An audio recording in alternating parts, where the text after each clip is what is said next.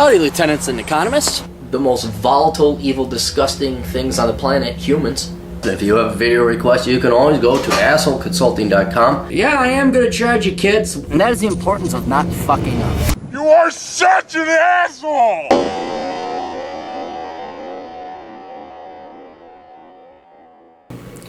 Let us be honest and productive.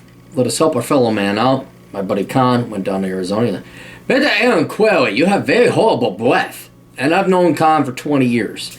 And I said, really, I got bad breath? Oh, very sticky, Mr. Quayle. And he's from Vietnam, and if you think I'm racist for interpreting, fuck you.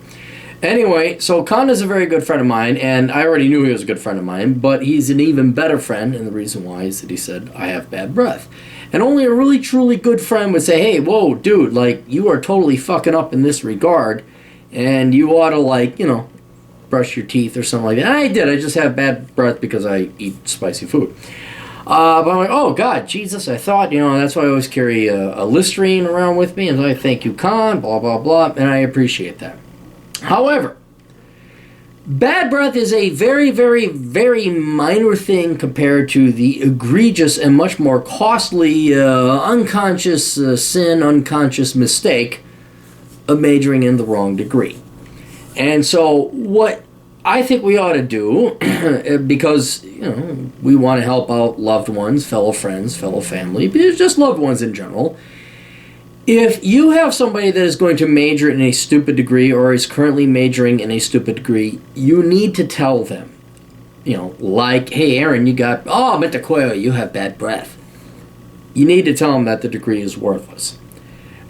Because whereas bad breath may cost you a date or two, or it may have someone like, kind of, whoa, dude, like, oh, a little bit of embarrassment, that is the most egregious, that's the costliest price you're going to pay. A lost date or a little bit of social awkwardness or social cost.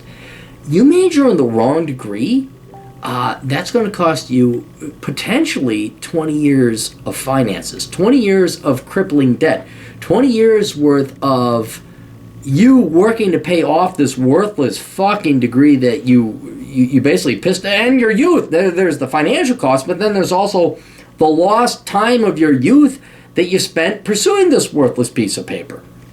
So I know it's not within the moral or courageous fiber of modern day Americans. I know it's not the greatest generation anymore. I know that basically a bunch of Americans, if not the majority of them, are a bunch of fucking pussies, and we don't have the courage within ourselves to tell, God damn it, I mean, forget your best friend. Like, if it was my best friend, if you really love your best friend, you'd say, look, I love you enough to tell you, to give you constructive criticism, to do negative reinforcement. Everybody's all about the positive reinforcement, but that's just your friends. Right now, we don't even have the ability. Nobody has the spine. Gen X parents don't even have the spine, as the baby boomer generation before didn't have the spine to tell their children, you are fucking up in this regard, and this regard is you measuring what the shit. We don't have the balls or the spine to tell our most cherished loved ones, our own children, where they're fucking up, because we just want to be BFFs with our children. Because we don't want to parent, because we're lazy fucks, and that's what the truth is. But if we could do that, if we really, really did genuinely love our children more than ourselves, if we loved our children so much, we'd be willing to risk the ostracization, the backlash, the hurtful commentary, whatever, if we were actually to be, I don't know, true fatherly love, if we were able to provide true, genuine, and fatherly love, you know, the discipline, the heart, and no, son, this is the way you got to do it. Instead of the pussies where it's like motherly love with bribery and cake the entire time. If we were actually able to do that, a lot of the problems in the United States would go away.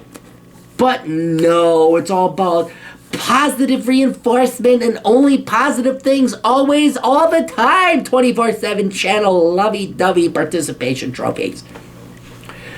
So let's, where our parents are going to fail, where the baby boomers are going to fail, where the Gen Xers are going to fail, let's do the future generations a little bit of help.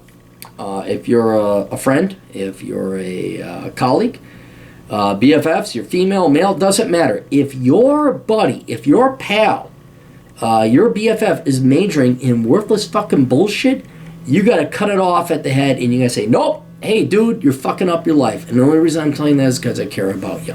And that's the true sign of love. I mean, really, in today's world, telling somebody no and providing them constructive criticism at your own risk of losing that friendship, that's the biggest sign of love and care that you'll ever have. Because it's just cheap. It's worthless. It's nothing. It's fiat currency. To say, you go and do what you want. That's nothing. That doesn't mean anything. But someone that actually tries to prevent you from doing bad, hey, you got bad breath, all the way to, don't fucking spend $250,000 on this third-rate, third-tier law school with environmental lawyerism as your specialty. Please don't do that. That's a sign of somebody that actually cares about it. So let's just make that known, that the best sign of love is not encouragement or patting on the heads or you go girlism. It's, hey, fucktard, what the fuck are you doing? No, don't sit your dick in crazy. I'd like to have you around so I could have a beer. Bob, why are you gonna fuck that whore? Don't fuck that whore. You're gonna have, fuck, you fucked the whore. Now shit. She had triplets. Fuck, I'll never see you again, Bob. That was nice knowing. No, I wanted to have you around. I told you not to stick your dick in that, but you did. It wasn't because I didn't want you to have fun or ejaculate. It's just because I wanted to have a beer with you. Oh, Bob. We'll never have beers with Bob again.